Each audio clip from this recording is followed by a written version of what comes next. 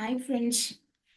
Good morning, good evening, and good afternoon to all the friends joining us from across the globe. I welcome all of you to this day 4 of my time. I'm Prithvi joining from Bangalore, and I'm really happy that today we are on the day 4 of my time. And it is so very important that we all are taking out this time for ourselves and prioritizing and meditating every single day. It's been almost 5 days of meditation. I know that we all have been having a lot of experiences in meditation and a lot of doubts, a lot of challenges. So, today is the day dedicated to actually address the challenges that we face during the meditation. So, in the last 3 days, we have been seeing the meditation, the right steps of meditation, the basics of meditation, how to meditate. And the day one, we actually learned about the observation, why observation is so very important for us. And then we got into the neuroscience part of the meditation. And yesterday, being the most special occasion, the Buddha Purnima, we got to know what exactly Buddha has taught and given us to this mankind as a precious practice to liberate oneself. And today we will be talking about the friends and foes of meditation. It is so very important as we have begun our journey in meditation. If we keep having doubts whether I'm doing it right or wrong, we cannot progress, and the doubts keep troubling us in our meditation practice. So today is the day where we will actually address all of these doubts, challenges, and we have a wonderful speaker and meditation master who's been meditating since 2 decades, the best person to guide us and help us with the challenges of the meditation that we go through. So today, I welcome Sharat to also guide us through the meditation. He's from Hyderabad, a corporate employee, and meditating since 2 decades now, and a friend and a mentor of all of us. And we know him. Hi, Sharat. Good morning. Hey, good morning, everybody. Am I audible okay? Yes, yes, very clear. Yeah, thank you. Thank you, Prithvi, for a kind introduction, I would say. So, yes, quite a journey, 4 days, right? So, this is the right time to understand, correct our approach if our approach is not already, we have taken. So, today we'll take that opportunity. But before that, I would say, let's meditate. That is very important. Every day we start with this wonderful meditation session. So I would say settle down wherever you are, sit with your mind. Do not send away your mind with thoughts or something else happening in another part of your life. Be present with your mind here. Do it very comfortably. Do not hurry. If you are in hurry, then mind will not settle down easily. You can dim your lights.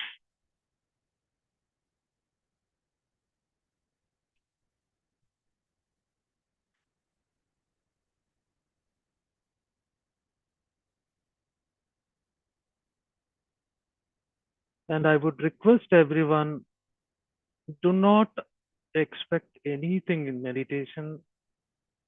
Do not try to recall anything. Do not try to remember anything. Do not make up any thoughts that, okay, today meditation is going to be like this. Do not have any objective also. What we need to do is we just have to sit with our mind and observe. If anything needs to come into your awareness, it will come. and you will know about it. We don't have to really conjure or make up our mind saying that this should be my experience or someone else got this experience, that experience. Those are all not important immaterial, right? So settle down quietly, no urgent works at this point in time, no hurry. Take a comfortable posture.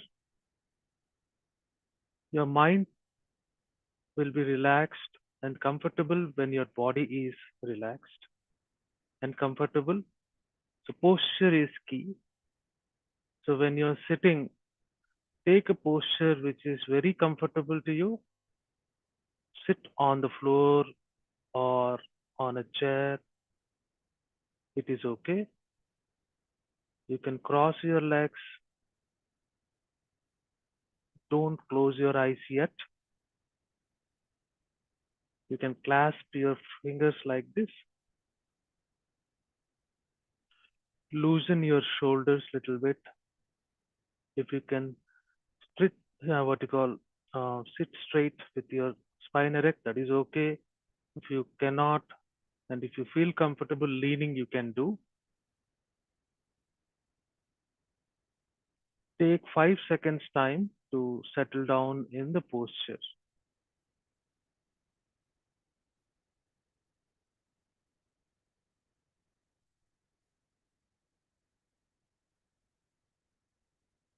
While you are settling down, observe the surroundings.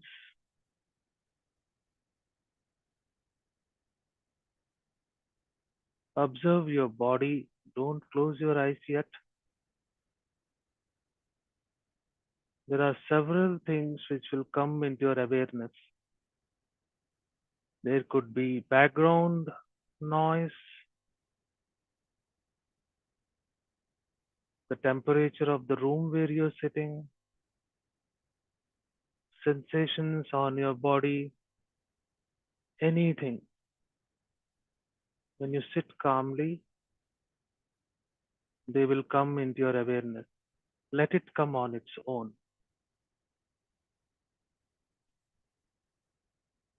Feel very comfortable, relaxed. That is the key to meditation.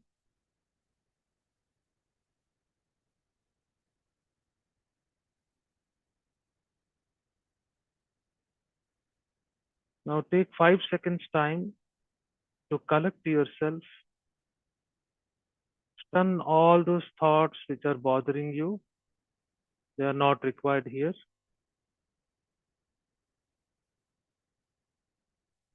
No calculations, no references, no remembering, no recalling. Anything of these things you do, you cannot get into meditation. It will make thoughts, and thoughts are not required here.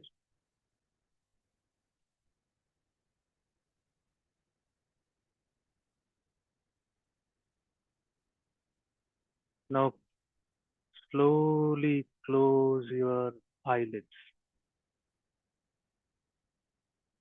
Do not close it with a jerk. It will trap light.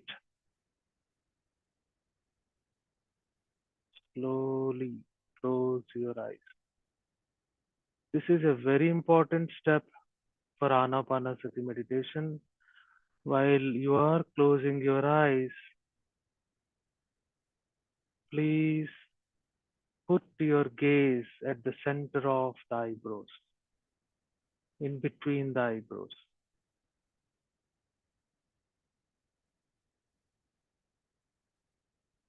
That point is the command center, call it is Agya Chakra.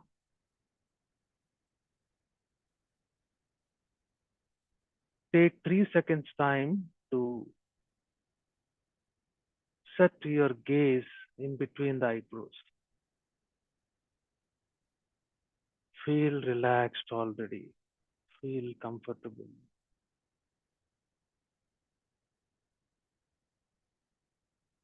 Now with closed eyes,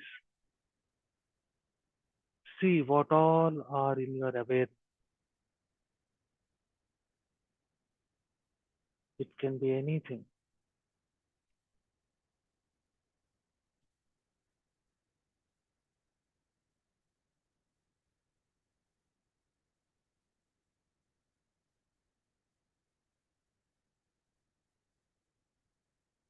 There are so many things happening on its own. We don't have to do anything.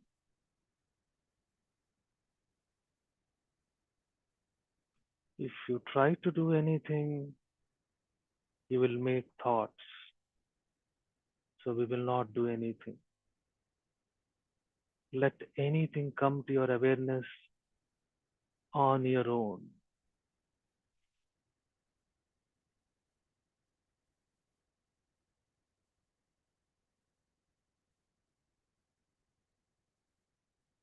Fix your gaze in between the eyebrows. Look at that center.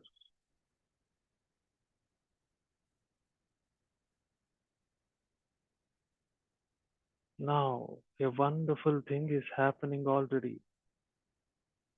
Breathing, inhalation and exhalation.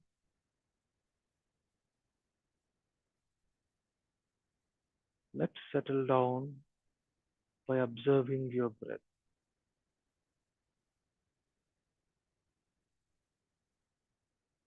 It's happening on its own. How beautifully, softly, with tenderness of the morning, evening, and in the night.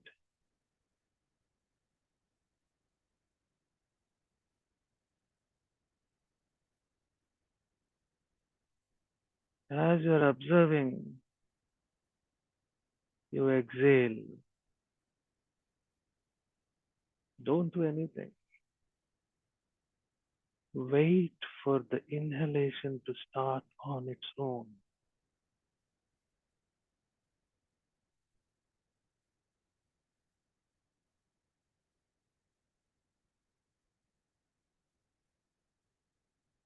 Wait for the inhalation to start on its own.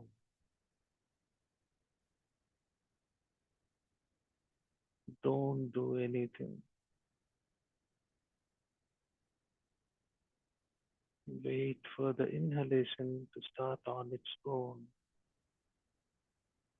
and follow the breath.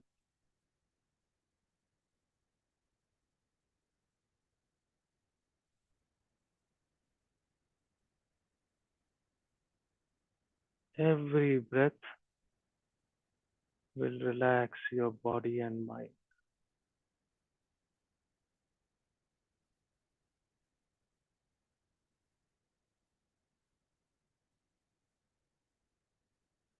Thoughts will come. Don't follow the thoughts. Cut the thoughts. Follow the breath.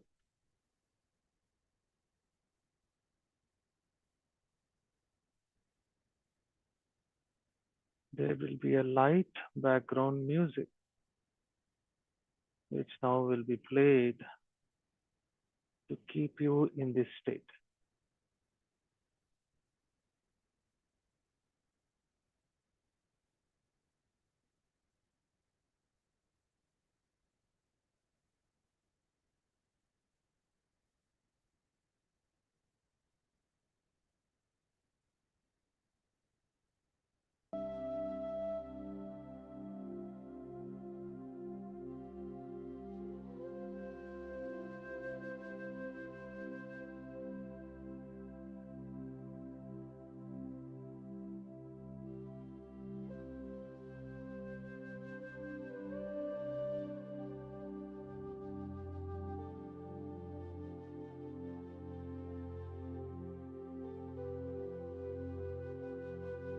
Experiences will come. Do not expect.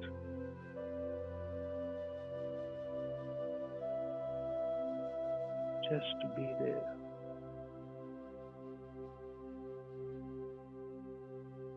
Be there at the moment.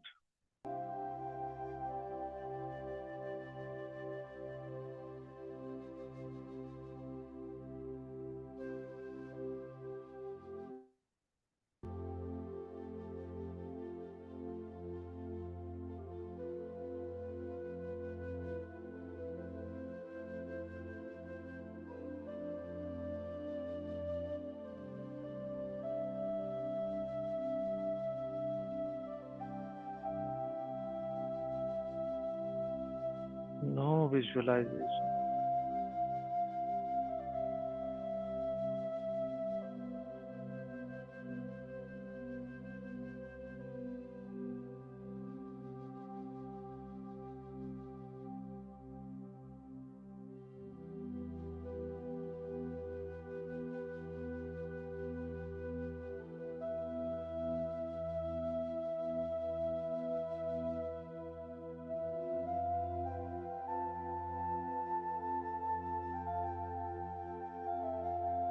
Relax.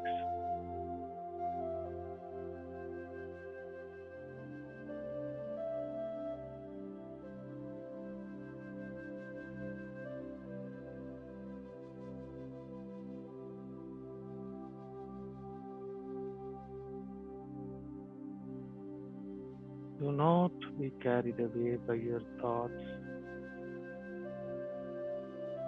Come back.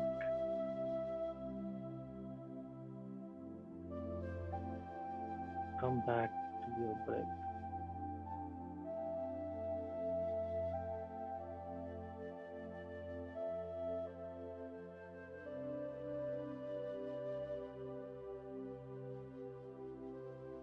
No distractions.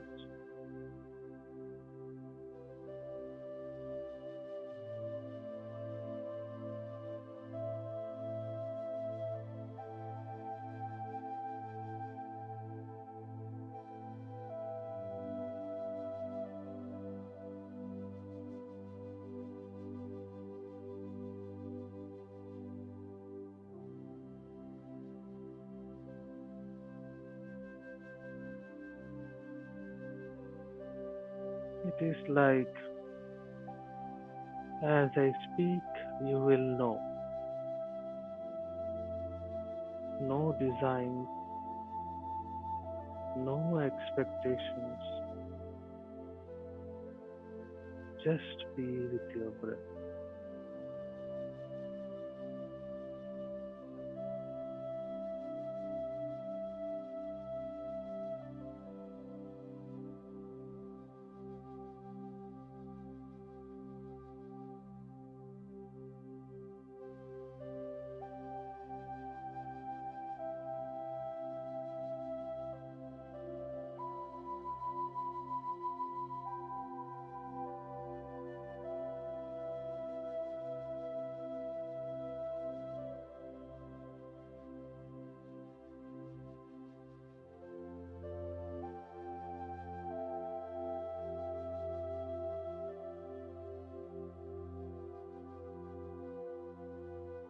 Keep looking at the point between the eyebrows.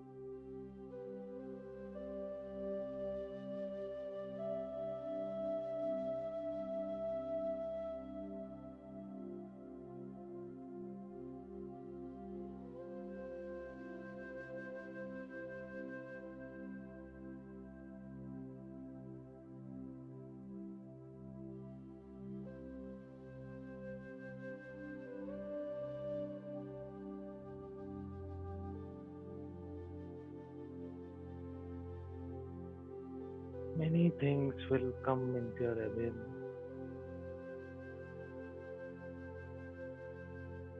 Just observe.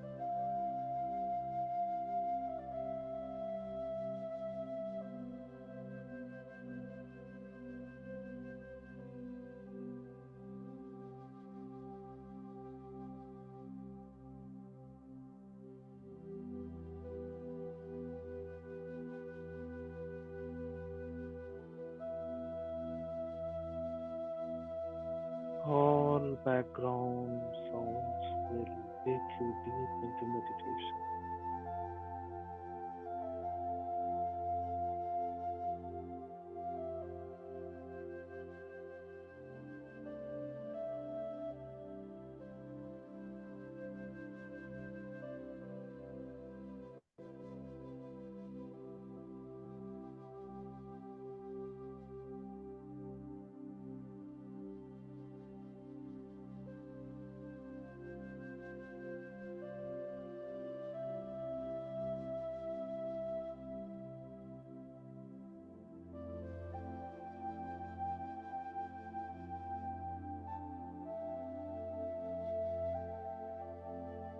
Don't try to recall anything. Don't try to remember anything. Just be with your breath.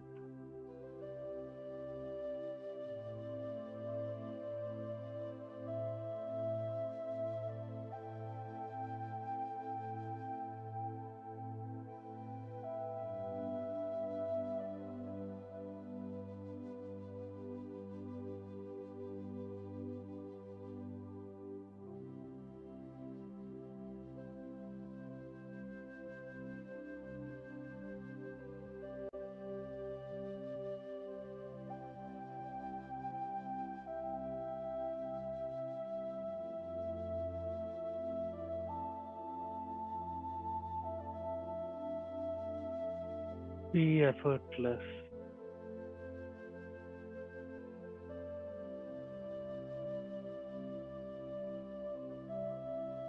Any effort will make thoughts.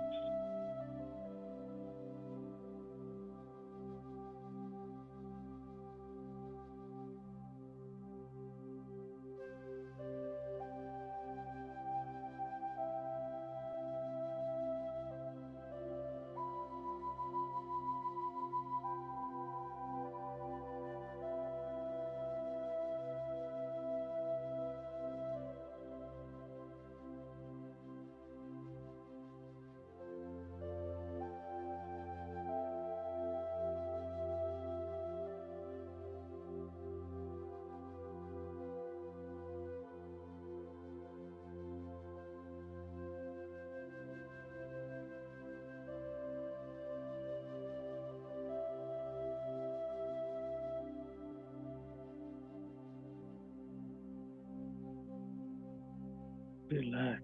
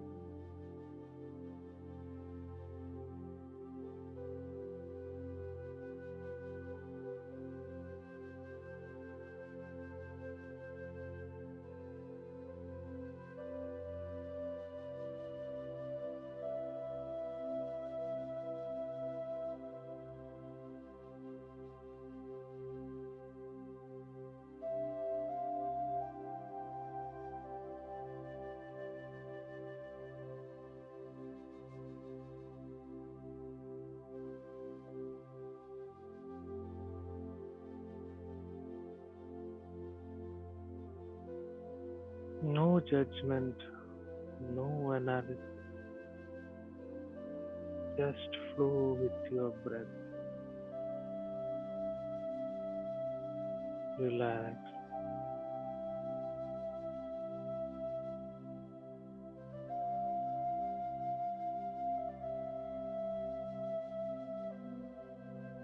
Let things come into your awareness on its own. It will make its presence felt.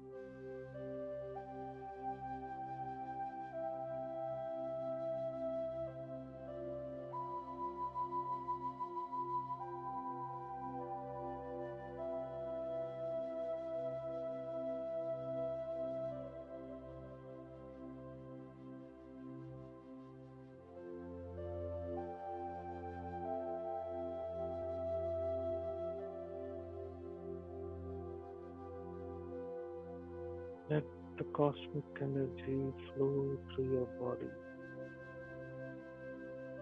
Relax.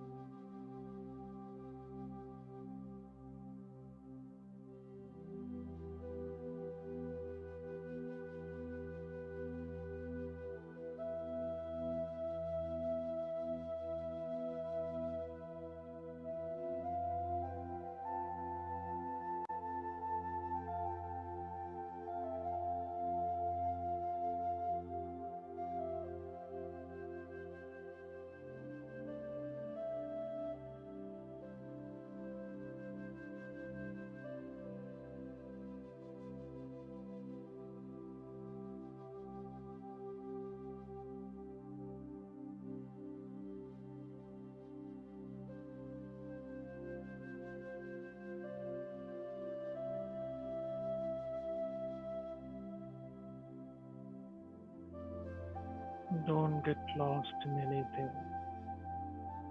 Come back to breath.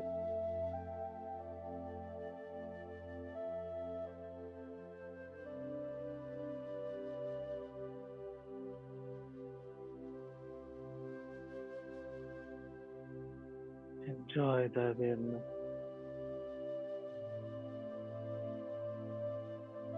Relax.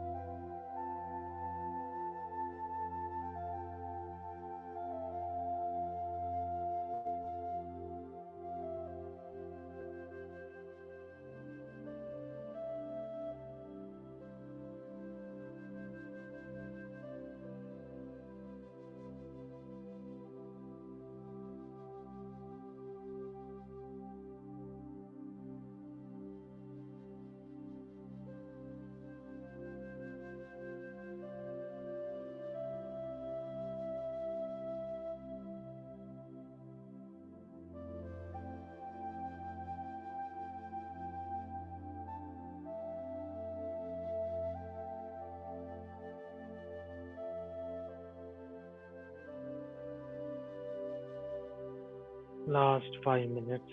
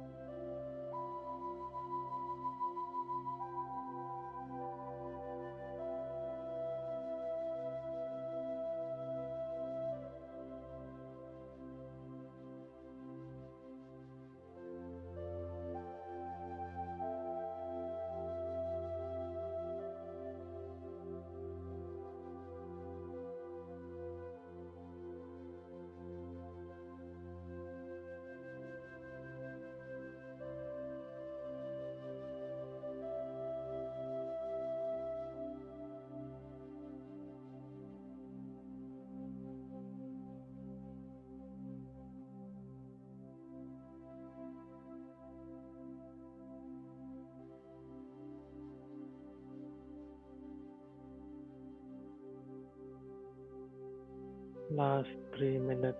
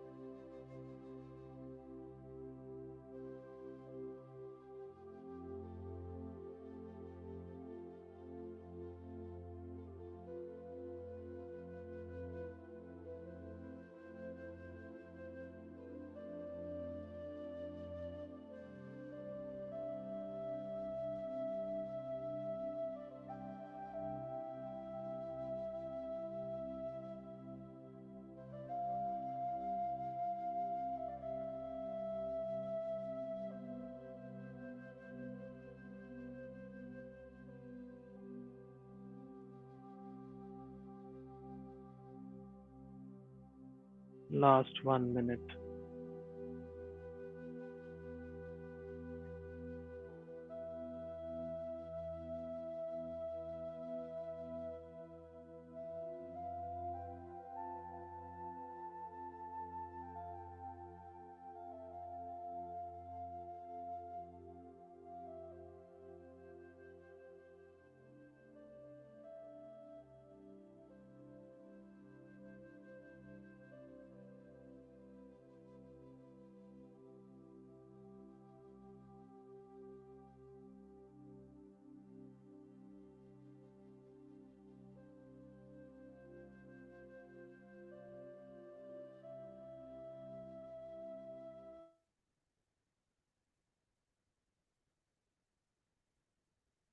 Last 30 seconds.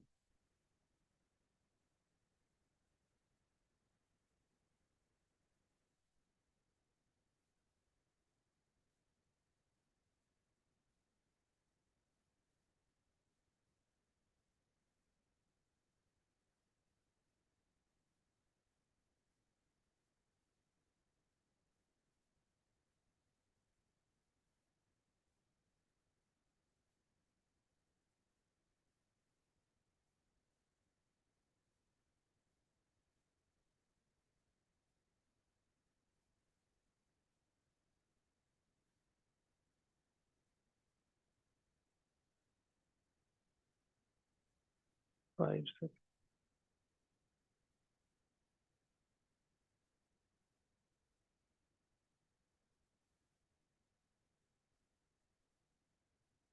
Now rub your palms, keep it on your eyelids.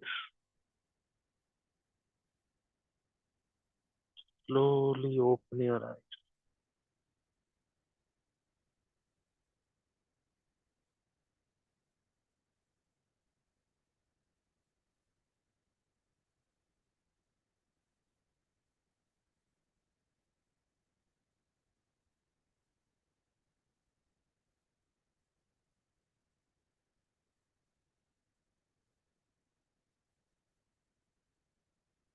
Thank you, Masters.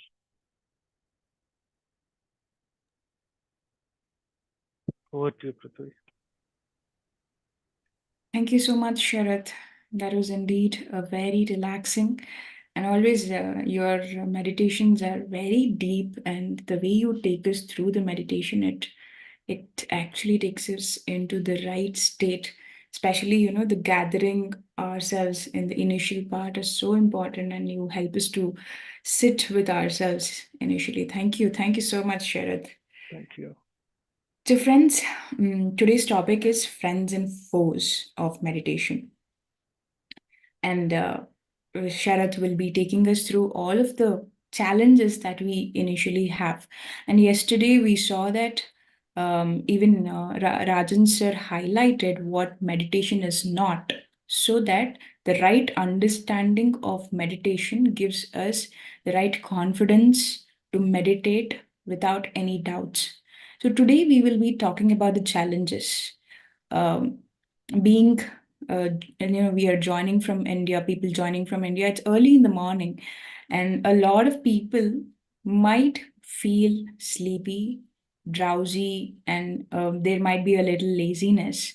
So how many of us really feel sleepy when while meditating? Usually I used to feel very sleepy when I started off meditation, I used to just drowse off. I didn't even know, like I was sleeping. Then I was to come back to the voice or to the music and all. A lot of us actually go through this challenge of sleepiness. So, Sharath, what is your suggestions on this? So, um, sleepy, feeling sleepy, when you are trying to meditate or trying to be in one place, basically, right? That is because I will call it as a trick of your mind, so that, mind enjoys going here and there.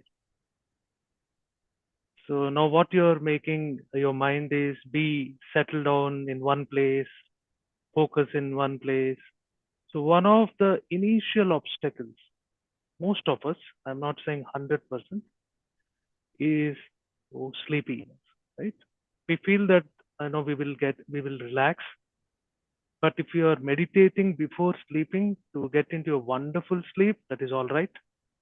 But if you're meditating, you want to be in the present moment, the only effort you have to do is coming back to the object of your focus, breath. Initially, you will be successful 20%. So as you practice every day, you will be able to come to 100% present moment. Then you will observe on your own that your sleepiness, drowsiness, all these things will not disturb you anymore. So that is the only effort you have to do during the initial stages of your meditation. And lot many times the sleepiness and drowsiness will come because you might have sent your mind to various directions. You might have written from something very busy doing throughout the day, or ideally sitting, not doing anything. It is passive being in present. You are not in present, right? So all these things contribute to the drowsiness and sleepiness, right? So mind wants to naturally, okay, don't bother me. I want to go into sleep, right? So the effort has to be there only this effort at the beginning. Come back to your object of your focus The objective of focus in meditation, in Anapanasati meditation, is your breath. Back to your breath. If you're working, then also, when you're singularly working on something, then also sleepiness will come. Then also you come back to that act, what you're doing at that point in time. So that's what I would say. Okay, that's really important. And also, Sharat, as you said, when we are very tired and when we try to meditate, that is when I have experienced this. Whenever I'm very tired, when I sit for meditation, I'll not have enough energy to be aware of breath. That is when I drowse off or I sleep off. So lack of energy is also one of the point where we go into the sleep, right? Absolutely. Because if you see the researchers and all those things, right, what those wonderful scientists have done, the energy what dissipates during physical work is different. That is more mechanical in nature, physiological in nature. But the amount of energy you are going to lose when you are engaging your mind in various things is huge. So when you are engaged in so many things by the day, you are dissipating energy continuously. Wishful thinking, repetitive thinking, anxiety. So your thoughts is continuously sapping your energy. Now, with that particular lack of energy, right? When you don't have that energy and you sit for meditation, then also it is not possible. It's very difficult to get into that meditative mode. Now, that's the reason why when we start your meditation every day, I will say, collect yourself. Don't send your mind to different directions. You're gonna simply, lose the energy, right? Put all energy in the current moment. That is your breath, right? So make sure that today you may be very tired, there is lack of energy, but the next day when you're doing, every day you have to improve. See that you're not doing that. So that's why we have so many disciplines you have to follow. Don't engage yourself in unnecessary talks. Don't do anything for the sake of doing some work.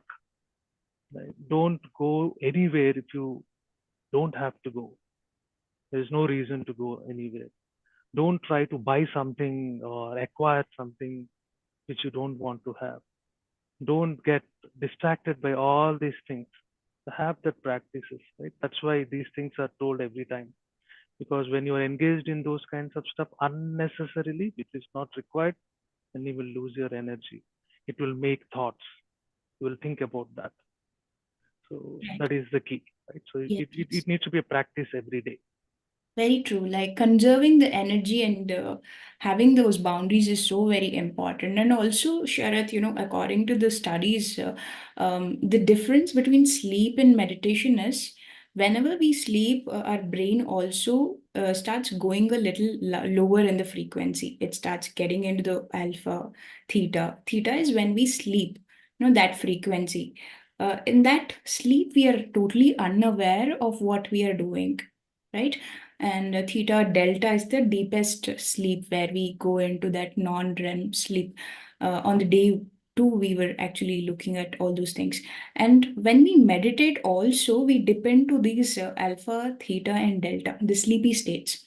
So it is quite natural that we drowse off. It is very common. Most of us, we will definitely drowse off at one point, but later, whenever we just wake up and become aware, it is always good to come back to the breath. There's nothing like wrong in drowsing off. So we shouldn't be judging ourselves that we are not able to meditate.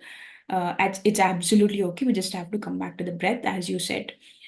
And the next challenges the agitation, like if the body is very restless, the mind is so very restless, we keep getting so many thoughts. How much ever time you keep coming and telling us, come back to breath, come back to breath, cut the thoughts, don't go with the thoughts. The mind is so restless that there is so much of continuous rush of thoughts, and there's some agitation. So what do we do about this?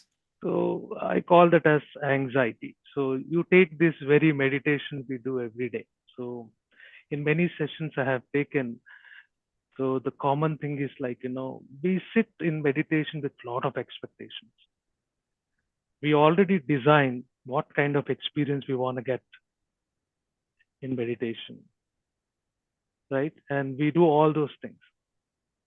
And sometimes what happens, we take all the care, all the precautions, all the steps. You have done it, not only in meditation, anything, right? You do. And then what you do is like, you don't allow it to happen now. You want to interfere. You have to take some steps to do certain things. You cannot be completely actionless. But afterwards, you have to let the things happen, right? Because you've already done your work. Similarly, in meditation, once you have really sit down on, and I say really means you sit down with your mind, you don't have to do anything. You don't have to really worry. Okay, will I be able to do meditation? There is nothing called best meditation, worst meditation. Meditation is meditation. If you sit quietly, calmly, not doing anything, things which have to happen will happen. The experiences which will happen will happen. For example, you are sitting by a very, a railway track. I'm just giving from my example. My home is nearby a railway track. So are you really waiting for train to come and hear to the sound of that particular train going by? No, it will come and go. So that experience will make itself present to you. You don't have to really wait. So when you don't allow that to happen on its own, the anxiety comes in. What is going to happen? I thought this will happen. It will not. Maybe, may not be. It will happen. Or the anxiety could be something else. Okay, it may be really great. I have done this much, but I'm going to get this much. So all these things actually will distract your mind. More distraction to your mind, less will be the awareness. You will be lost into that particular act of that, anxiety, and then very difficult to be in that particular point, right? Where in current moment meditation or any work you do, any work.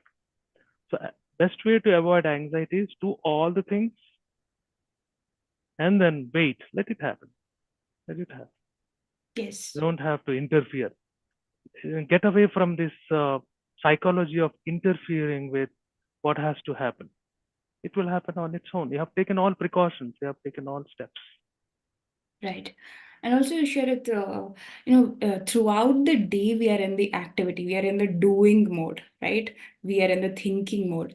The moment we have to shut down all our senses, clasp our hands, close our eyes, sit in one place, and not do anything, I think the mind goes little crazy. And that is why the restlessness and this agitation to, just move and get up from the meditation, and also there is so much of thoughts happening because that is the time where we are taking out for not doing anything, right? And mind is not used to it. From the day we have been born, we are using the mind and thinking and doing things, and body is also always in the movement. Here we need to get into the silence. So it's a new thing to the mind, it's a new practice to the mind. So definitely there will be some kind of glitches when we try to meditate. So having a lot of patience is very important, I feel.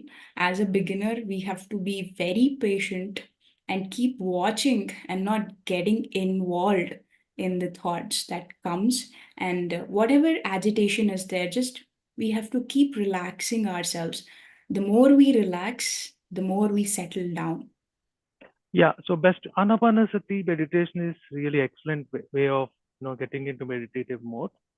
But why some people do, for example, yoga or pranayama? The logic is you are doing 10,000 things. I'm just making it up. So you have to gradually bring your mind to lesser things. So from 10,000 things, you come and do yoga, whatever asanas, whatever. So you come to that. From 10,000, you come to 100, 200 things, right? And from 100 to 100 things, slowly you will close your mind and come to your breath. So you are reducing the activity of your mind. right? So that's the reason why to reduce the activity of mind, to relax.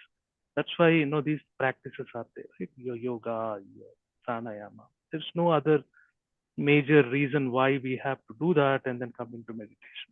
So Right. all those things will aid in your meditation. Right. And also, as you keep telling, there is no hurry. As soon as we sit, we need not have to start becoming aware of the breath. We need to settle down. Those 10-15 minutes of initial sitting needs to be like gathering ourselves, like how you guide us through, right? That is so very important for the further practice and to be aware of it. So, gathering ourselves and not hurrying in the initial time, that 10-15 minutes of relaxation is so very important to settle down, is also what I feel. Yeah, sit with your mind, right? So don't send your mind somewhere else and sit. Correct. So that's the point. And also, Sharat, we will be having a lot of doubts whether am I breathing rightly, am I observing the breath at the right point? Is this how I have to breathe?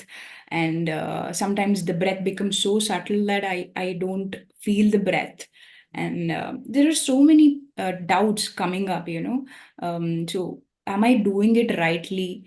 So these questions keep popping in, and it keeps discouraging me that maybe meditation is not for me, kinds of. So what do you suggest for that? That's an excellent point. This question comes up every time, right? So that's the reason why, if you remember, I say, after you exhale, right, you wait for inhalation to happen on its own, right? That is a perfect example of not doing anything. You don't do anything. In meditation, you don't do anything, right? So how to give that point where you're not doing anything, but that wonderful thing is happening on its own, right? So after you exhale, the inhalation will start on its own, and you're not deliberate, like doing like this or whatever it is. That is the point that you are on a right track. You're on a right track. There's no deliberation. So whenever you are practicing, if you see that, if you are really doubtful that you're gone somewhere else, your mind has gone somewhere else, you're not concentrating, focusing. Concentrating is little negative, but focusing. Then what you do is start, exhale out, and wait for inhalation to start on its own. How beautiful it is. It will remind you that you are alive. It will remind you that, hey, this is the first time you are with the breath, if you're not already, right? Yes. And then learn to flow with the breath. So the point to flow with your breath is the point of the beginning of your inhalation. You cannot exhale anything without inhaling. So that's the point. And inhalation happen on its own. So there is non-doing.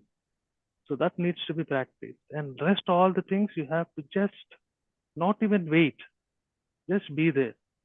If experience have to come, if relaxation has to come, it will come on its own. It will make its presence felt. You don't Right. have to wait. It will come, right?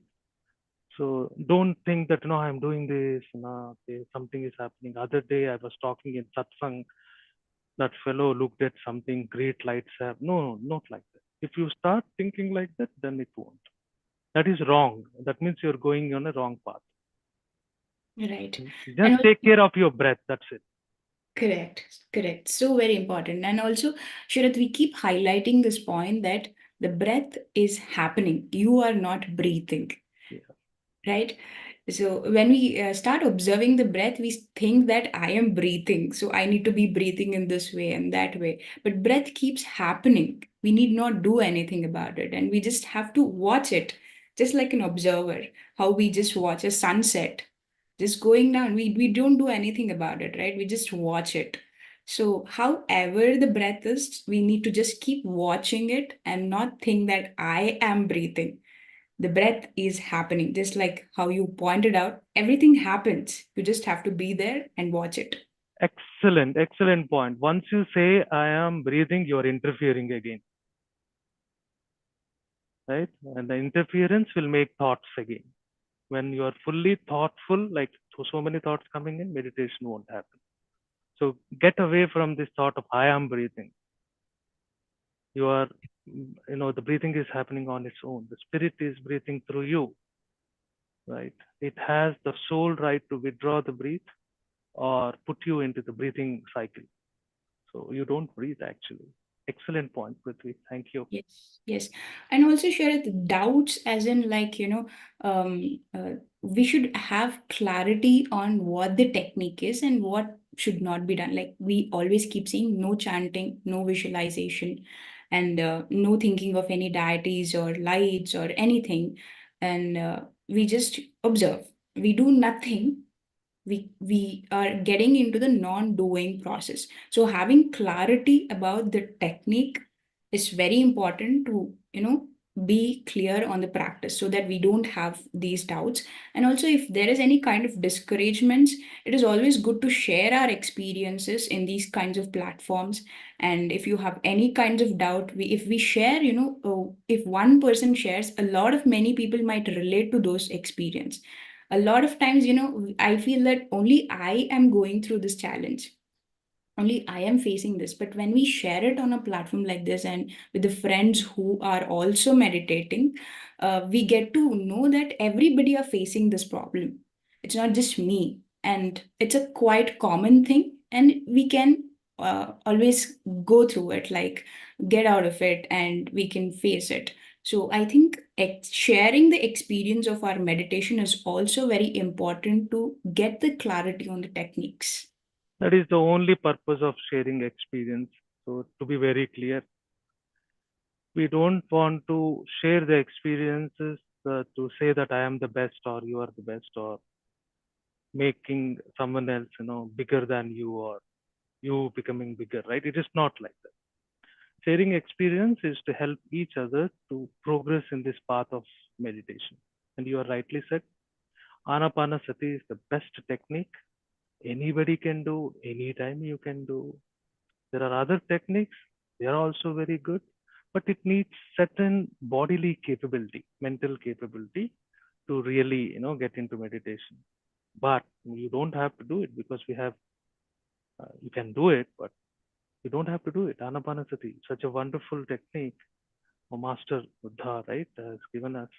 You can Yeah, take that help, right? So, right. The most simple and the scientific way of right. meditating. And I feel like, I started with guided meditations and a lot of other practices, but finally I settled down in Anapanasati, because that's the non-doing, that's the mother of meditation, that I feel and I connect to. And coming to the next point, Sharat, you said in the very beginning of the meditation, don't have expectations.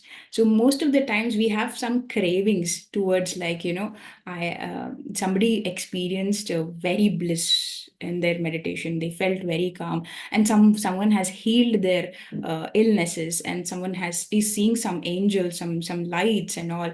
But I am not getting any kind of experiences. So we start craving. When we sit for meditation, we want something. We want something out of meditation. So we start like craving for the kind of experience. What do you say about this?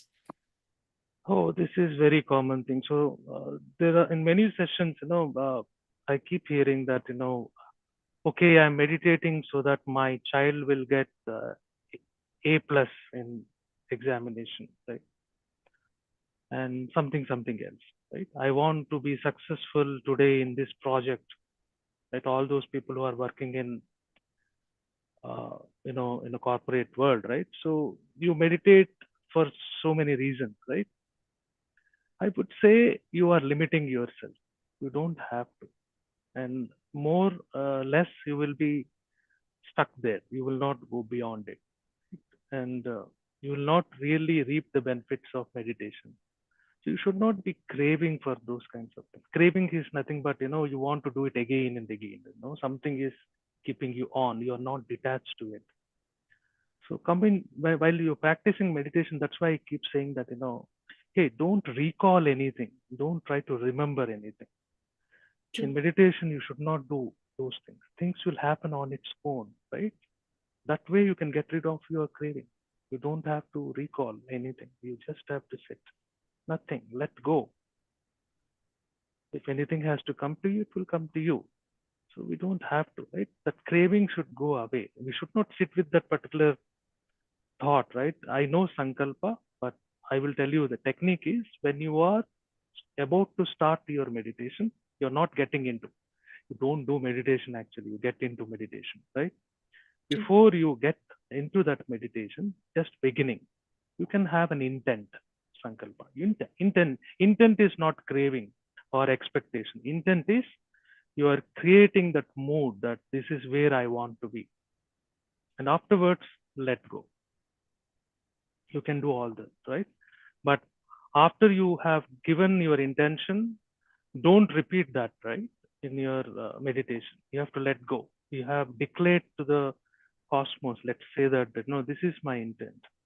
And your intention, if it really good for large amount of people, your friends, everybody you know, you don't know, then that will come to fruition faster.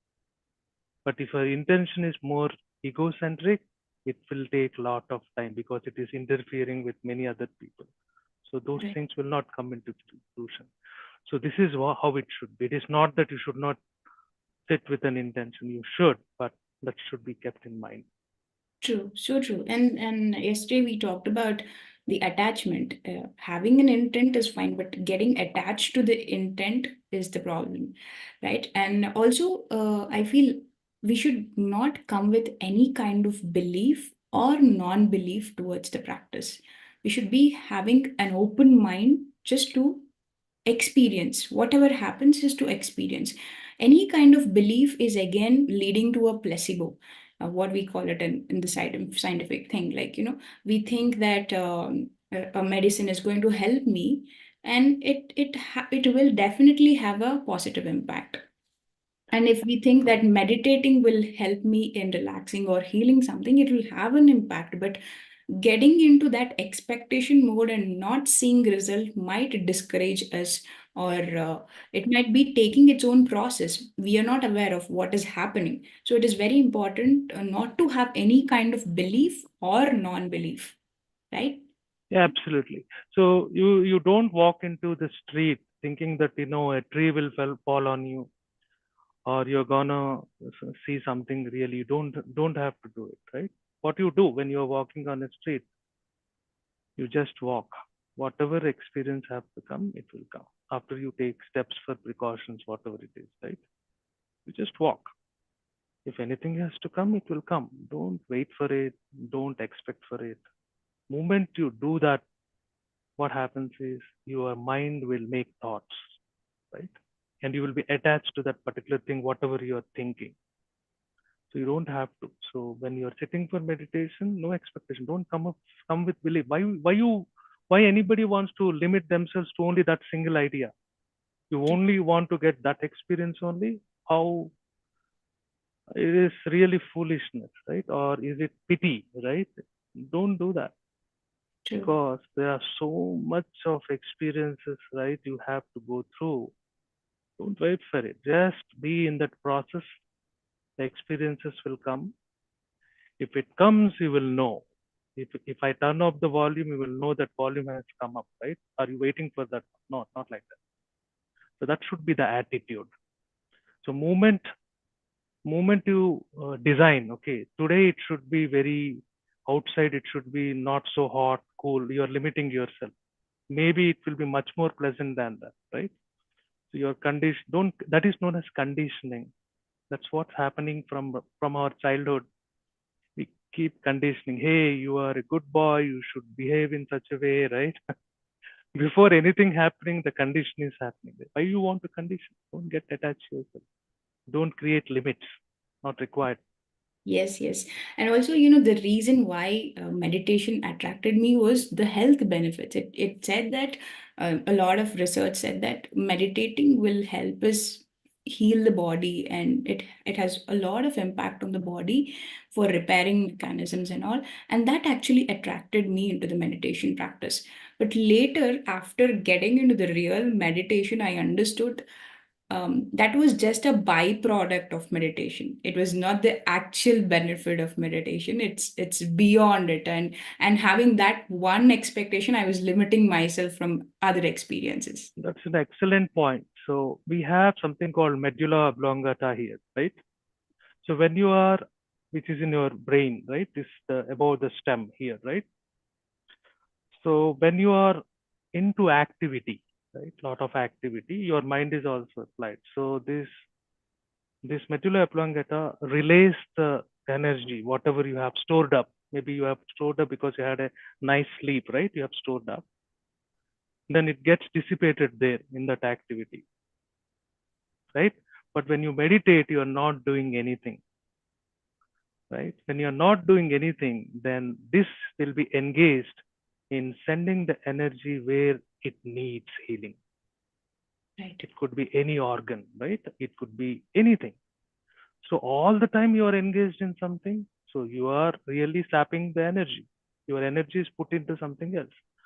So it is a natural byproduct. Why not? When you are meditating, you are not doing anything, just with your breath, all the energy which is coming also.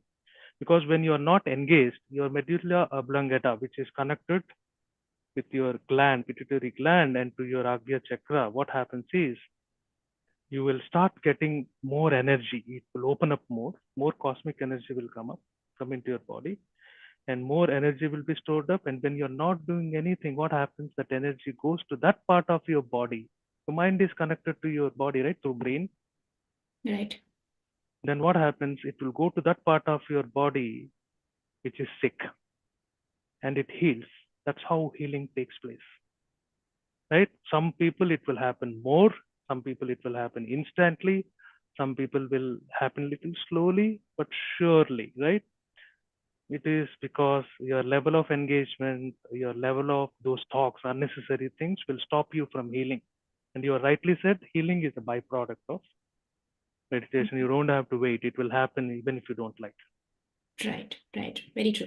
And also, Sharat, as we keep meditating, a lot of times we experience some kind of pain in the body, and a lot of time when we start meditating, we see that certain emotions become aggravated, like anger and pain and some kind of old memories. All these things start coming onto the layer, and we feel that meditation, I thought it is to calm myself and compose myself and feel a little more peace. That is why I started meditating. But I feel that I'm becoming more tempered with a lot of anger, with a lot of hatred. These emotions are getting aggravated. So they start thinking that meditation is working in a reverse way for me. So let me stop meditating. What do you say about this? Oh, it's an excellent point, right? This is also one of the questions which comes up very regularly. We need to understand mind, not in terms of brain, your psychometry, right? It's not like that. Generally, your mind, when you want to settle down, actually you are living by your subconscious mind, not through conscious mind. So your subconscious mind is constantly guiding you in what you do, right? You're consciously accessing that part of subconscious, which is really you're living by that, right? So when you settle down, what happens is these things will pop up, right? In the form of a thought, in the form of a sensation, in the form of an emotion, right? Because these things are recorded from eons, from the time when you are here, right? So these things will pop up. It's very good it pops up, because what happens is this is what is driving your life, right? That is what you want to get rid of. You don't want to. So that's why this art of observation is very important. So when you are with your breath, those things will come up. Don't follow it. Don't try to cling to it, however pleasant it is, however irritating it is. Just observe, acknowledge, accept, and leave. They keep coming. Right? After some time, what happens is it will go away. That's why I remember the Grand Master Guru Patriji used to say, Samayame sadhana means, you have to do this meditation daily, every day, right? how much time you can put. Then these things will come up. You know the art of observation. We had that excellent session. Observe it, accept it, let go, and after some time, it's over. That's how you look into so many things which happened in the past. Some people will call it as past life, all those things, right? So those things are very natural. It will happen to everybody, but don't carry it away. It will Yeah. not make you great or less. It is the nature, right? It will come. That is the Buddhahood, right? It come, you see, accept and leave. You are not becoming great or less by that. So that should be the attitude. That will save you from all this stuff. Very true. And also, Sharat, initially when I actually started doing meditation very regularly, I took up like a 40-day meditation kind of thing. And while I was doing that, a lot of days, I didn't know I used to cry. The tears used to come out. And I didn't know why I was crying, but I was getting those emotions and I was letting it out. And I feel that, whenever there is a pain, whenever some kind of emotions get aggravated, it's calling our attention towards it. Throughout our life, we have been unconscious about that pain, that emotion, and we have been reacting with those emotions instantly, not being aware of it. Now that we are practicing this awareness, to be aware, these pains are taking our awareness. It is saying, see, there's some issue here. You need your attention. It needs your attention. It needs your awareness. And if there is any kind of pain and emotions coming out, I feel that is the indication that meditation is working for you. Absolutely. So what is awareness is something is coming to your knowing. It could be a simple background sound, right? Or someone walking by. How many times we drive, but we don't know we have come to this point because we have muscle memory. We know the path, right? So we have come to that point. But suddenly, I don't know how many people might have realized that okay, मैं already इधर तक आ गया. I have come here. I don't know. You are not conscious about it, right? So that happens.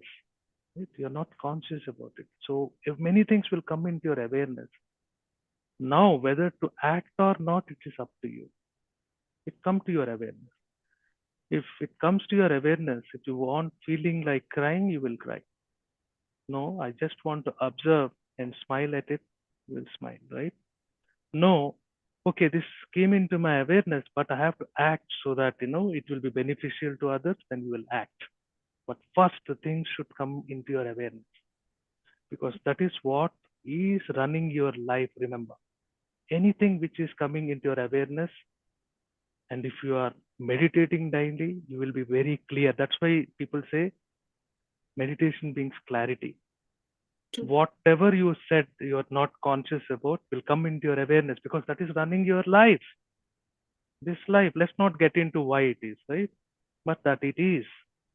Then when it comes into your awareness, then you are at a point whether to take action or not to take an action.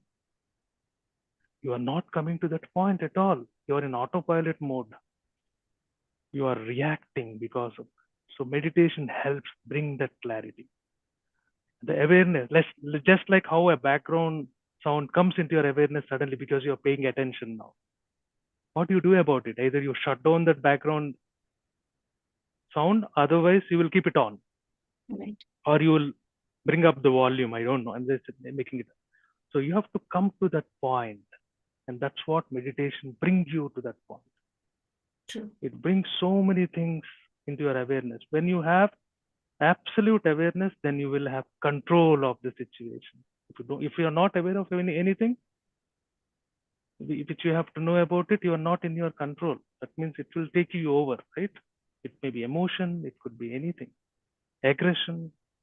So through meditation, let anything which has to come into awareness, allow it to happen, but don't follow. Be at the point to take action, but it is up to you if you want to take action or not. Very That is true. what is the definition of awareness. Awareness is not something, it's not experience, let me tell you. Awareness is knowing that these things are happening around you. inside you and outside. That's how it is. And then that is the point where you are free, have a control to take action or not to take action. Exactly, exactly. We have to allow whatever emotions comes in. We don't have to even suppress. If it is pain, if it is any difficult emotions, we just have to allow it to happen and see it. And as we see it, we will also see that it is fading out. That's the beauty of meditation. And coming to the next point, Sharat, I think this is a very common thing where we keep postponing our practices. We think, okay, I have time, or let me meditate tomorrow. Today I don't have time. I'm having a really busy schedule, so let me postpone it for tomorrow. We are not very regular with meditation. We take it a little easy, or we keep it as a last priority. When I get time after doing everything that is necessary, then I will sit for meditation. So, what do you say about this? You postpone because you have given meditation less priority than what you are doing at that moment. As simple as that. The priority could be the laziness you are experiencing or enjoying, or something else is having a higher priority than your meditation. So that is the only reason why you postpone. So that's the reason why. For example, you have really some mandatory thing to do. I'm giving an example. You have to go for a passport interview. It is 6 a.m. in the morning. Will you give priority to your laziness, or you will get up and then go to passport appointment? You will give a higher priority. Yes. So our mind has our being has a natural tendency to ask this question, right? Whether consciously or subconsciously, what is in it for me? What benefit I'm gonna have? That's the reason why all grandmasters will first keep talking about the benefits of meditation. Right. Why the masters talk about benefits is not because to lure you into meditation. It is really they have experienced. These are the benefits, and that satisfies your mind if you're a beginner. Oh, there are benefits to this meditation, right? You will be stress free, you will be more, uh, you know, uh, you will be able to do your work with more clarity and all these things, many other benefits, right? Because of that, you will give higher priority to it. So count more benefits on meditation. That's what I would say. Talk about it, read about it, make it a habit, right? Then what happens is your priority will shift automatically. That is a natural, right? Then once you have a taste of meditation, right? And again, this is also very important. You do for some days, and afterwards you start craving for it. You will embed another thought. I want to have this, experience again. Then that what happens is because of that there will be a break in meditation. So what you should be continuously in one attitude only. Whatever have to happen, let it happen in meditation. That's it. I will savor it as it happens, but I will not design it, right? When you get in, you also subconsciously get into it, right? It happens. So that's the reason why there is a question also. I do it regularly, but suddenly I don't do it, right? It is not very frequent. That is because of these reasons, right? Priorities shifting or embedding a thought that, okay, I'm not getting this experience anymore. No, that is not the way. You keep sitting. You keep sitting for meditation every day. Give it a priority. Count the benefits of the meditation. Then you will give it more priority. Be disciplined. Yes. And also, the practice of meditation will make all other activities more efficient. It'll make us more productive. That is why today, the highest businessmen, the healthcare sector people, and everybody are accepting the practice of meditation because it makes their action, their work more efficient. Yep. So now jumping into the friends of meditation, we talked about the challenges. What are the friends? There are five friends. which will actually help us get into the meditation practice more deeply. So, first thing is about Shraddha, right? What do you say about this, Sharat? So have faith. Basically, it's all about faith and confidence. Many people have walked this path. Many people have done meditation. They have benefited from it. So we know that that is a path to take in, and have that is what is Shraddha is all about. It is a faith, and that should drive you to be in meditation, right? So that's the reason why you have to do this Sajjana Sangatya, right? You have to keep company with those people, like-minded people who will keep you in this path, right? So, mm, and also like don't switch between different faiths also. That is also not Shraddha. Take one at a time and be with that, right? Don't do 10 things at the same time. So that will actually solidify your Shraddha, right? You will be very regular. That's what I want to talk about Shraddha. Yeah, that's what we want to. Sure, it also, we need to have certain kind of dedication and devotion towards any practice that we do, any work that we do. And meditation is not something that, we just come and relax. It also needs that priority and that level of dedication and devotion. It's a practice. It's a sacred practice which is letting us to know ourselves.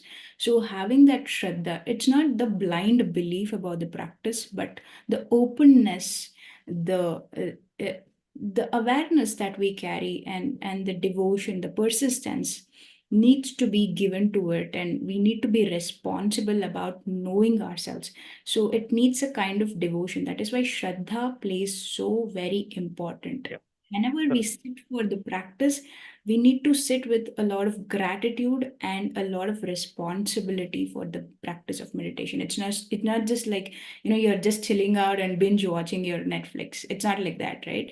You need certain kind of devotion towards the practice. Absolutely. Rightly said, Prithvi. And the next is the right effort. Right Yeah, effort is the second friend. yeah. Right effort. See, right effort is like sticking to the same time every day, right? And right effort in the sense like not indulging in certain things which are not required. We do a lot many times. So we watch TV continuously, not required, right? Talking about something irrelevant, not required. Reading your newspaper unnecessarily, not required. So right effort is like, hey, I want to get up at this point in time every day. I'm gonna sit for meditation. That is the right effort. True. Right energy is always there, right? When you are not spending your energy in wasteful things, not required, then you have right energy. That energy is not contaminated. Energy gets easily contaminated. You do something which is not required, and then energy gets contaminated. That will not help you in meditation. So that's why there needs to be some discipline in your life, right? So that you don't do all those things. Put right efforts, give it a priority, then everything will initially it will be difficult because there are so many things. We have to live in this world mechanically also. So you have to arrange it in such a way that you are giving priority to meditation, right efforts, and don't indulge in anything which is not necessary, even if it is for pleasure, right? Don't do that. Yes, conserving the energy and directing it in the right direction is very important. And also, when we are attending sessions like this early in the morning, we just don't get up from the bed and just watch it as it is. And Yeah, some don't take it lightly also. Generally, what I see is like, oh, ye to, you will get it in anywhere. People will keep saying, but that is also a wrong attitude. Sure. This is all reminders, right? So you have to pay attention because when you don't pay attention on these fundamental things, forget about meditation. Yes, right. So when we have the right devotion towards a practice, we automatically take full sleep, get up early in the morning, fresh up, ourselves, put on a fresh clothes, sit for meditation with a lot of dedication. That is the right effort, where we prioritize and take it very responsibly and not do it just like that. If we are going for a work, how we dress up, we make ourselves prepared to the action, right? And here also for meditation, we need to have right efforts, create the right environment for meditating, and also having right will to meditate is also very important. Absolutely. Last but not least, let's talk about mindfulness, and we will. I know it is already too late for all the participants. Let's talk about mindfulness a little bit. Very important. Yes. People understand it very partially. So mindfulness is, by definition, if you go and Google up, right, you will get something like, if you are doing a particular work, be it meditation or anything you do, if you are doing that work only, exclusive to all other things, you're you're doing that only, right? When you're observing breath only, is only a partial mindfulness, right? Your mind is full of that, right? It is not like you're doing this, but also you're thinking about some movie or something, right? That is not mindfulness. You are there, right? That is only partial. Now, what is then mindfulness holistically? When you're doing that, you're also aware of lot of other things. I've already defined awareness, right? That is the beauty of meditation. You're doing that, but there are a lot of there in awareness, but you will not take any action. You're taking action on only that thing which you want to take, right? That is mindfulness. Because there are some questions. If I'm lost into that particular thing, if some hazard, some danger happening, how will I know? That is concentration, right? That is required, but that should be done after taking precautions, because you will be absorbed into it, right?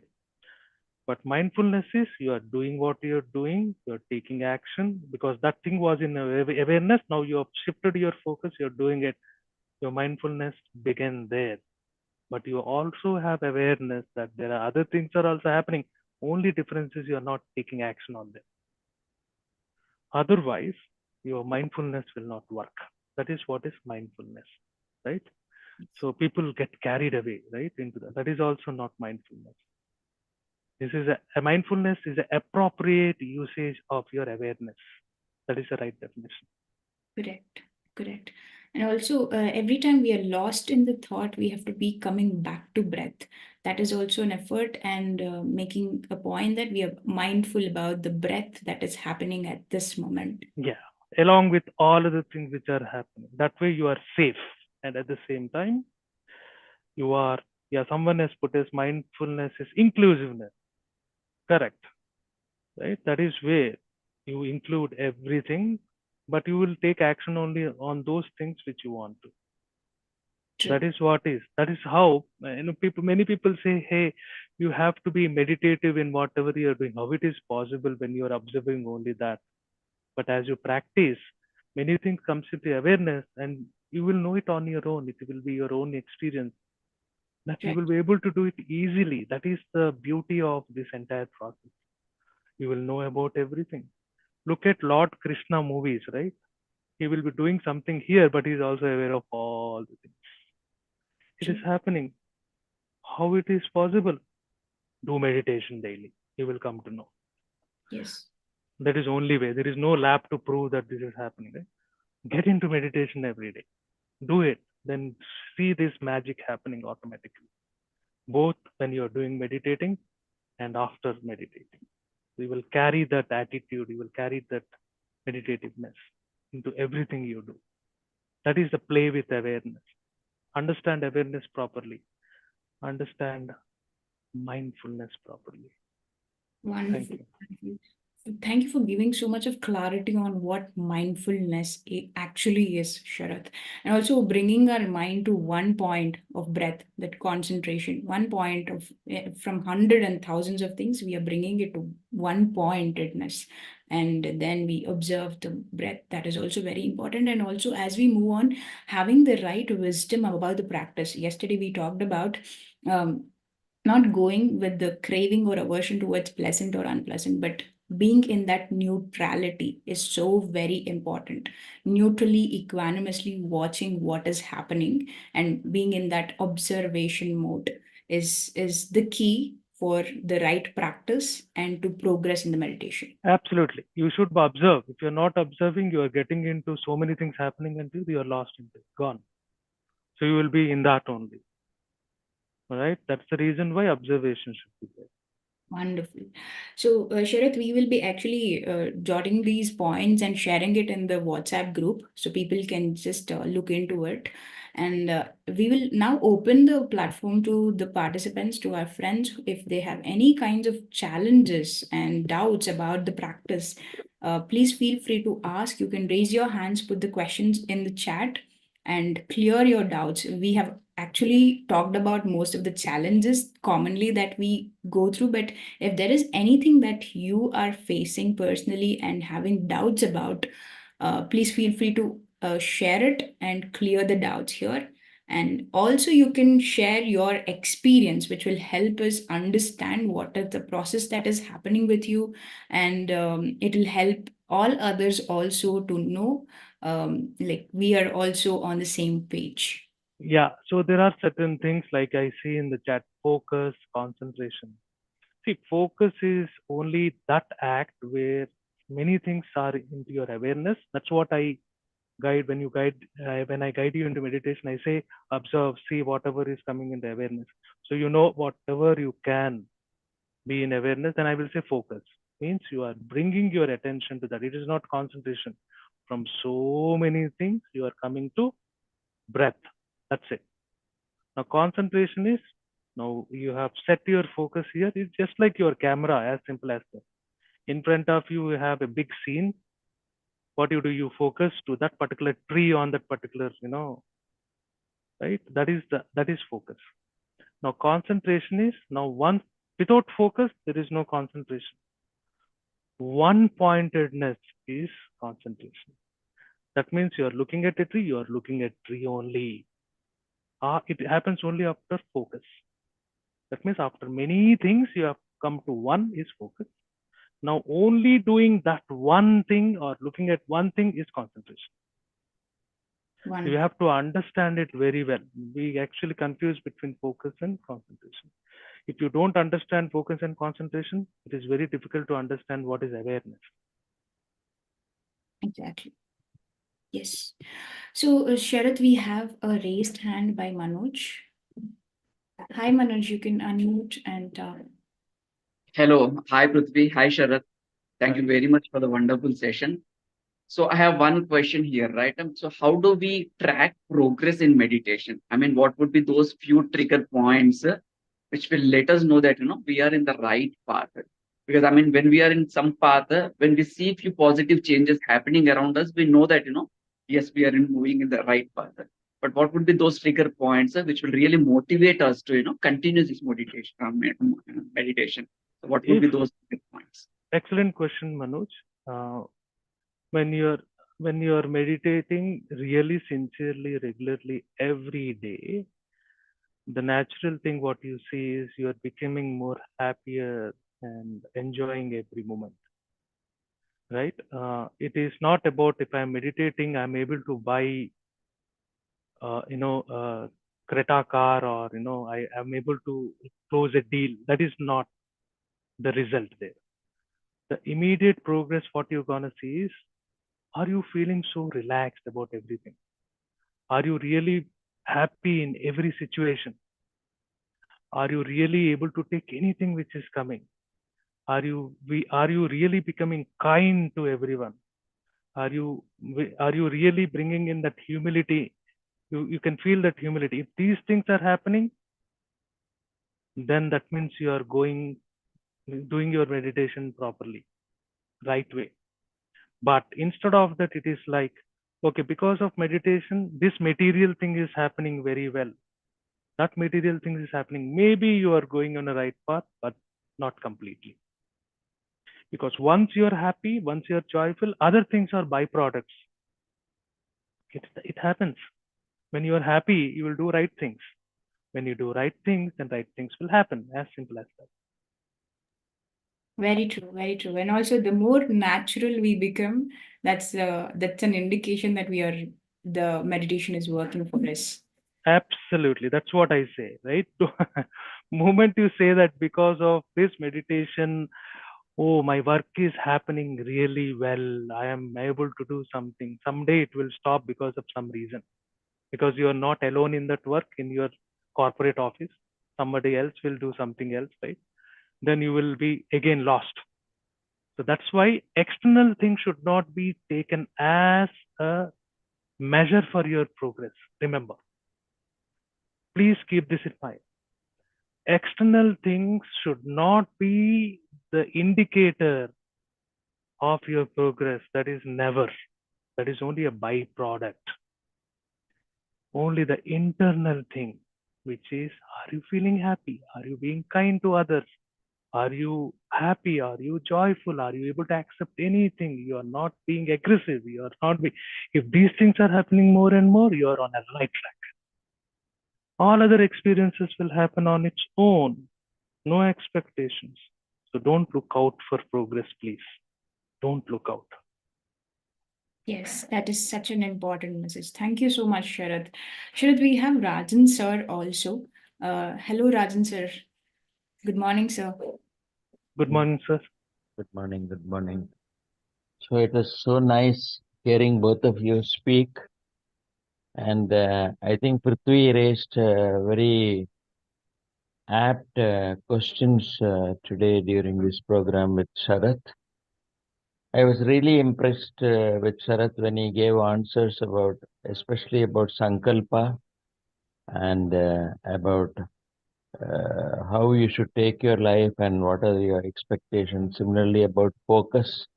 It is very important to know about what focus is. Suppose I say, you look at the tree.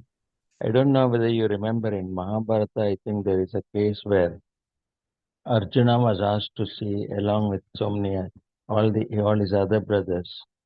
It was only Arjuna who could say, I saw the tree, I also saw the bird, and I also saw the eyes of the bird. Whereas the other brother of his has said, I'm able to see the tree and nothing more. Okay. So, whereas here, he not only sees the bird, but he also is able to concentrate or point towards the eyes of the bird. Understand? That is real focus. Similarly, Sankalpa is very important, no doubt. But then it's so very important to know what is the subject of your Sankalpa. Suppose my Sankalpa is that I should have a I should have a world tour. That is my Sankalpa. At least within my 50th year, I should have a world tour. That's a Sankalpa. But then, is it wise to have a Sankalpa of that nature, or is it better to have something else? Sankalpa is no doubt okay, but then I remember our Patriji because of our association and our discussions on these aspects. Then when I asked Patriji at one occasion, what exactly is your sankalpa or expectation, and what is it that you asked Balaji for? Because he was once taken to the temple after a long time to Tirupati, Lord Venkateshwara. What was your sankalpa? What was your intention, and what was it that you demanded or asked for? Then he said, I didn't ask for anything, because if I ask for anything, then naturally Balaji will say Tadastu. So there are people who they donate 1 crore, expecting that he will become a minister in the next cabinet. That is his expectation. But Tadastu means that you have to face situations as they come, and it need not be the same thing that you aspire for. But when you try to have a sankalpa for universal good, for universal welfare, as Patriji later told me, my sankalpa was only one thing, that the entire world should become a vegetarian world. That is my sankalpa. So when you have sankalpa of this nature, which involves benefits to the entire world. So, or universally, I want everyone to learn meditation, become a spiritual person. Then that is a greater sankalpa. It has got greater emphasis, and it will definitely yield results. So rather than doing things for your own self or your own family, when you aspire for things for the outward benefit, for the benefit of the entire society or the nation, that will have a greater thrust, and that will yield results. This is one aspect that I understood as far as Sankalpa is concerned. Another thing regarding sleep, the discussion was quite good. But then, as far as our Anapanasati is concerned, I should say that is one of the best, as Sharat is also saying very often, it's one of the best systems of meditation, one of the best ways of meditation. So, yesterday, as Prithvi was saying, we discussed about what is not meditation. So, there, one point I stressed yesterday and even today, I want to stress that any asana is not part of meditation. There is no yogasana is not part of meditation. That we should be very clear about it. And meditation means entirely being with the breath. So why all that is mentioned, and why there is also one more thing I want to draw your attention to. I mean, in the Eightfold Path, you also have right meditation. Right concentration means right meditation. And right meditation means only anapanasati. Okay. Because if you take to other systems of meditation, which were there, they may not be right in the sense that they may enable you to sit quietly, but they may not give you the result, especially when, for example, Buddha also has tried. He was a spiritual scientist. He tried focusing his attention on a lamp or on a tree or various objects like that.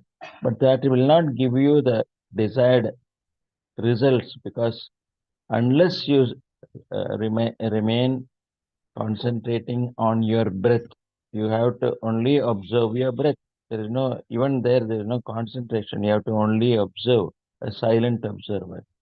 So that is what gives you to the ultimate effect of having an empty mind. So that is also important. And here, comfort is very much important, because when you say asanas and you say you have to sit erect and you have to sit without a support from anything else, and a person of 80-year-old cannot naturally sit like that. So Buddha's method is universal, because it's meant for everyone from the age of 5 to the age of 90 or 100 or whatever. So you have to simply sit, but Sukhasthira Asana. This is what has been prescribed. Sukhasthira Asana means being in a comfortable state of physical rest. So what happens is, in that process, you will be able to sit for a longer time. But whereas when you say, among certain organizations prescribe that you have to sit still, you have to sit erect. If all that is insisted upon, then take it from me, you can't do that meditation for more than, say, around 10 minutes or 15 minutes. But whereas this way, Sukhasthira Asana, you can do meditation for as long as 3 hours at a stretch. So this is one more thing I wanted to bring about. And another thing is regarding sleep. I'm sure everyone will be feeling in the initial stage, even I felt it that way when I started almost 22 years back meditation. I used to go to sleep. Then one day I could take the courage to ask Bhatriji, is it not bad that we are encouraging sleep when you are doing meditation? Then he laughed at me and he said, meditation may take you to sleep, but it is not that you always sleep. When you are doing meditation for 30 minutes, you don't sleep for the entire 30 minutes. That is sure. You may be sleeping in the initial process, say for 10 minutes or 15 minutes if you are a newcomer. But then, if you have got used to meditation as a practice, then gradually what happens, your sleep gets reduced and there will be 25 minutes of focus and 5 minutes of sleep. This will be the difference. So what happens is when you have this nidra during this meditation, that is known as yoga nidra. So he gave me the new formula, a good formula, I should say, those days. 1 hour of yoga nidra is equal to 3 hours of your normal meditative state. So which means if you sleep, there's nothing wrong. You don't have to feel guilty about it because it is natural. Your body needs it. You have been having a lot of physical activity and all that. And in the night before you go to bed, you try to sit and do meditation. You may fall asleep because your body needs it. But that sleep is so genuine and so pure and so much useful to your body that that sleep will be very much needed at that time. Your body needs it, and so you get it. But later, you shouldn't make it a habit to do that. But once you start real practice of meditation by observing the breath, gradually you will cease getting yoga nidra. No more yoga nidra is required. But then I have used yoga nidra at times when I had to wait for a flight which is 3 hours late. What do you do in the airport? You simply start doing meditation. But at the same time, you are aware when you get an announcement that you have to get ready for the flight. So that awareness is also there simultaneously. So for that, we should thank this great Anapanasati meditation, which our great Patriji has introduced, and to Buddha for giving us this excellent system of meditation, which enables every one of us. In my house, even my 5-year-old granddaughter used to do meditation along with all the others. The best way to introduce meditation in a family is to enable all members of the family to be part of the system. That alone promotes the energy and the vibration inside the house, and it gives you everything good. So benefits are there in meditation in various ways. And one more question which someone raised as how do you know that you are developing, you are really improving in your meditation or doing good in your meditation? I would say that from my own practice or my own hours of meditation, I have found that after meditation, I invariably I'm able to gain absolute clarity. There's no confusion whatsoever. Absolute clarity in whatever I do. So the best time to do meditation is in the morning hours, especially during the Brahma Muhurta, 4 to 6 time. That is a time, and the whole day happens to be your own, and you can draw your programs and carry it out in the best manner possible when you do this. So how do you know that you have progressed in meditation? You will be take one. Number one is clarity. Number two is that you will be able to get a lot of intuition. Your intuition develops like anything, and you will be able to meet people whom you wanted to meet for a many number of days. You have been wanting to meet him, but you forgot his name. You are not able to get it. But then when you sit in meditation, you will immediately it will come to you automatically. Similarly, you will be able to even meet the person who was not accessible for so many days. So these are all the other fringe benefits. And the third thing is you are fully awake, alert, and aware about what you should do and what you should not do. So your words, your thoughts, and your intellect act in the best manner possible. So with these words, I end today. I hope I have clarified points. Thank you, thank you, thank you. Thank you so Thank you, sir. you just underlined such important points, and that gives so much of clarity for the practitioners of meditation. Thank you so much, sir. So, Sharat, thank you so much for clearing the doubts and challenges that we face in the initial as a beginner and also as a practitioner. So, thank you so much for your insights and wisdom and the teachings that you have shared with us and beautiful meditation. A heartfelt thanks to you. And Thank you very much. yes. So, on behalf of IFSS and the partner organization PSSM Global, I thank all our friends and participants for joining us today. And tomorrow we will be coming back again with yet another interesting topic, which is presence by Sampath. So let's meet tomorrow, meditate, and know more about meditation and make our practice more deeper and deeper as we continue in this 33 days program. So thank you all. See you all tomorrow. Signing off. Thank you.